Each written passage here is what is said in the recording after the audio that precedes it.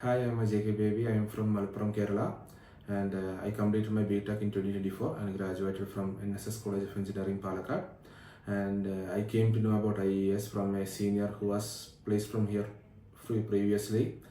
And over the 6-month course, I got a deep understanding in C, C++, Python, then DSA, Embedded C, then about 8051 microcontroller and ARM microprocessors and also Linux.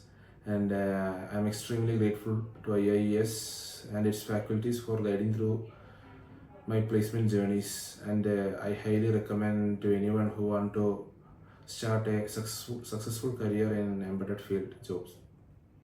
And I thank IIES for giving me multiple placement opportunities, and I thank them for guiding me through my placement journey. Thank you.